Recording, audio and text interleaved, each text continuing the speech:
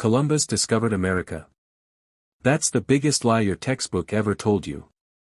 Vikings were drinking wine in America while Columbus was still in diapers. Yeah. Schools skipped that part. They knew Vikings found America first. They just never told you. 500 years of silence ends today. Columbus was 500 years late. History just forgot to mention that. What if everything your history teacher told you about Columbus was just wrong? Alright, so let me ask you something. You remember sitting in history class and your teacher telling you Columbus sailed in 1492 and discovered America? Yeah. We all got that exact same story. Same book. Same lesson. Same confident teacher pointing at a map like it was done deal. But here is the thing, that story has a massive hole in it. Like embarrassingly massive. Because 500 years before Columbus even got on a boat, there were already European boots on American soil. Viking boots. These guys did not stumble here by accident either. They sailed through brutal ocean water, built actual houses, and lived here. And somehow that just got left out of the textbook. Not even a footnote. Just gone. Pretty wild, right? So today we are cracking this open. The Vikings found America first. Full stop. And the proof is literally sitting in the ground waiting for someone to care enough to look. Who were the Vikings? Okay, so real quick, forget the horned helmets. That image is made up. Painters added that stuff way later to make Vikings look dramatic. Real Vikings did not wear those. What they actually were is way more interesting than that cartoon version. These were Scandinavian people from Norway, Denmark, and Sweden, and they were honestly some of the best sailors the world had ever seen at that point. Their ships called longships were basically engineering masterpieces. Flat bottoms so they could sail shallow rivers. Flexible wood so the hull bent with waves instead of cracking. Smart enough to go forward and backward without turning around. And these boats were not huge, they looked almost tiny for open ocean travel. But Vikings took them across the full Atlantic anyway. When everybody else was hugging coastlines scared of falling off the edge of the world, Vikings were just out there in the open water like it was nothing. They hit England, France, Russia, Iceland, Greenland, and then kept going west. That boldness is exactly what led them to America. And it all started with one guy who got completely lost at sea and made the laziest decision in exploration history. Alright, so let me ask you something. You remember sitting in history class and your teacher telling you Columbus sailed in 1492 and discovered America? Yeah. We all got that exact same story. Same book. Same lesson. Same confident teacher pointing at a map like it was done deal. But here is the thing, that story has a massive hole in it. Like embarrassingly massive. Because 500 years before Columbus even got on a boat, there were already European boots on American soil. Viking boots. These guys did not stumble here by accident either. They sailed through brutal ocean water, built actual houses, and lived here. And somehow that just got left out of the textbook. Not even a footnote. Just gone. Pretty wild, right? So today we are cracking this open. The Vikings found America first. Full stop. And the proof is literally sitting in the ground waiting for someone to care enough to look. Leif Erikson, the man who actually landed.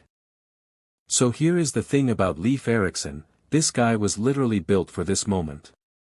He was the son of Erik the Red, who himself got kicked out of Iceland for being too violent and then went and colonized all of Greenland. So Leif grew up around that energy. Adventure was the family business. Around the year 1000 AD, and yes, sit with that date for a second because Columbus does not show up until 1492, Leif hears Bjarni's story. He buys Bjarni's actual ship. Gathers a crew of around 35 men. And heads west. He finds multiple places and names them all. First he hits Helgeland, flat, rocky, cold, probably Baffin Island in northern Canada. Keeps going. Then Markland, forests, white sandy beaches, probably Labrador. Still keeps going. And then he finds the spot. A place so good his crew decides to stay the whole winter. He calls it Vinland, wine land, because wild grapes were growing there. Think about that. Vikings from freezing cold Scandinavia standing somewhere with wild grapes thinking they literally hit paradise. And they kind of did. Leif built real houses there. Real structures. His crew lived through the winter, loaded the ship with timber and grapes, and sailed back to Greenland with actual proof. For a moment the Norse world knew America existed. This was not a story. This was a real trip, real land, real people standing on it, 500 years before Columbus blinked. L'Untold Meadows, the proof that shut everyone up. Alright, so here is where it gets really satisfying. For a long time people treated these Viking stories like bedtime tales. Cool myths, nice legends, probably not real. Scholars debated it. Skeptics laughed it off. And then in 1960 a Norwegian couple, Helga and Stein Ingstad, just went looking. Helga was totally convinced Vinland was real and physically out there somewhere. So they traveled up and down the northeastern coast of North America asking local people one simple question: have you ever seen any weird old ruins nearby? And in a tiny fishing village in Newfoundland, Canada called L'Untold Meadows, a local man named George Decker pointed at some bumps in the ground near the water and said, yeah, those have always just been there. Those bumps turned out to be Viking buildings. Real ones. They dug it up and found Norse-style longhouses, a working forge, a carpentry workshop, iron boat rivets, and a spindle whorl showing women were there too. Everything matched Viking building style perfectly and matched nothing from any indigenous culture in the area. Carbon dating put it right at 1000 AD. Exactly when Leif Erikson was supposed to be there. This was not a legend anymore. This was hard archaeology. Physical proof sitting in Canadian ground proving Vikings built a real settlement in North America 5 centuries before Columbus left Spain. The textbooks had zero excuse after this. And yet here we are still mostly teaching the Columbus story to kids in school. That is a big deal and do not let anyone tell you otherwise. Why did history ignore this? Yeah, so this is the uncomfortable part. If the proof is there, if L'Untold Meadows is a real place you can visit today, why did Columbus get all the credit for so long? Look, there are real reasons. First, Viking sagas were written in Old Norse and most European and American scholars did not take them seriously as history. They treated them like myths, not records. Second, the Viking settlement did not last. They left. Columbus's 1492 voyage started something permanent, continuous European contact with the Americas that never stopped. So in terms of world-changing impact, 1492 hits different than 1000 AD. That is a fair point. But here is the thing, impact and discovery are two totally different words. One of them just means you got there first. And on that question the answer is not even close. Third reason, honestly, old-fashioned pride. Columbus was Italian sailing for Spain. Centuries of storytelling got built around making him the hero. Changing that meant admitting the textbooks were wrong. And powerful institutions really do not love admitting they were wrong. But the ground at L'Untold Meadows does not care about any of that.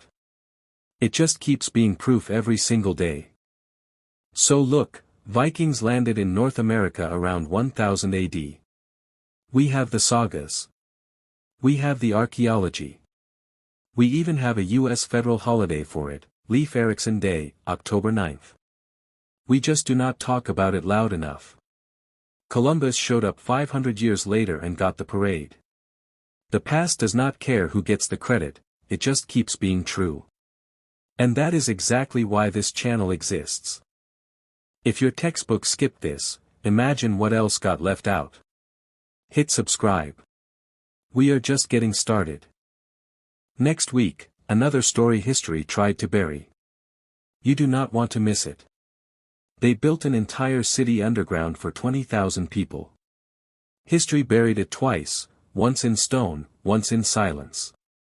And before you go, next week we are going somewhere that will blow your mind. They built an entire city underground for 20,000 people. History buried it twice, once in stone, once in silence. No sunlight. No windows. Just an entire civilization hiding beneath the earth. And your textbook never said a word about it. Subscribe right now. Because this one you do not want to miss.